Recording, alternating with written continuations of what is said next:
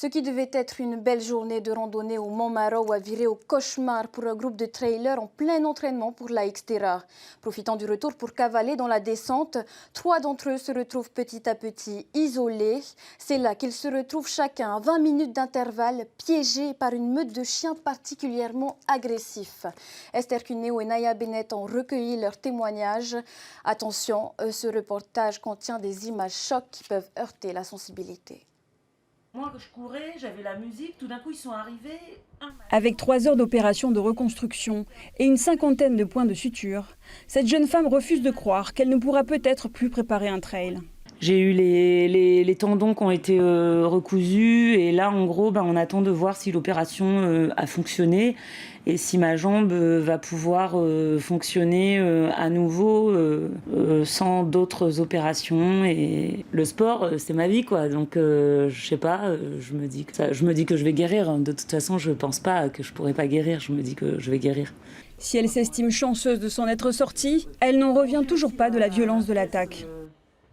J'ai rien pu faire en fait. Un chien m'a agrippé le mollet et un autre la fesse gauche. Et en fait, je voyais bien qu'ils allaient pas lâcher. Et en fait, ils ont commencé à m'attaquer l'autre jambe et ils voulaient manger. Enfin, ils essayaient d'attraper des morceaux comme si c'était des chiens enragés ou qui n'avaient pas été nourris depuis. J'en sais rien. Enfin, j'avais jamais vu des chiens comme ça. Le premier truc qui est venu, c'était mon téléphone dans ma poche. Donc j'ai essayé de les chasser en hurlant. Donc j'ai hurlé en faisant des bruits un peu comme un animal pour qu'il ait peur de moi et qu'il puisse s'échapper. Parce qu'en fait, c'était soit ça, soit il me faisait tomber par terre et là, ils allaient me bouffer en entier, en fait. Alors qu'elle recule face à une horde de chiens enragés, elle aperçoit au sol des traces de sang, puis un téléphone.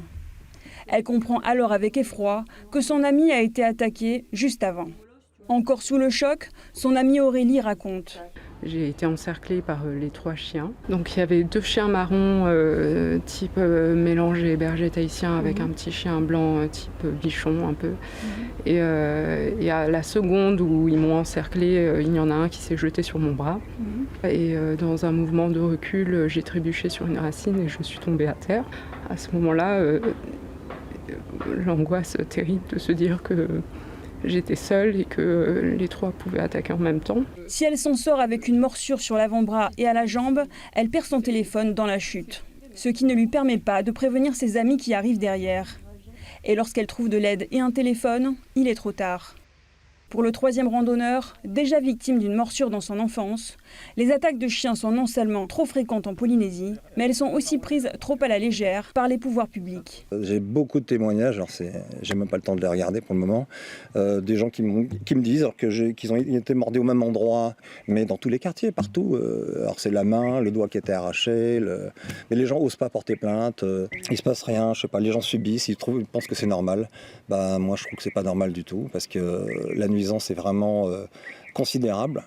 Et puis on a un danger de mort, parce que les morsures qu'a subies ma femme et Aurélie notamment, ça se passe à un autre endroit, c'est-à-dire un petit peu plus haut sur la jambe, on tape sur les artères, un petit peu plus haut sur le visage ou sur le cou.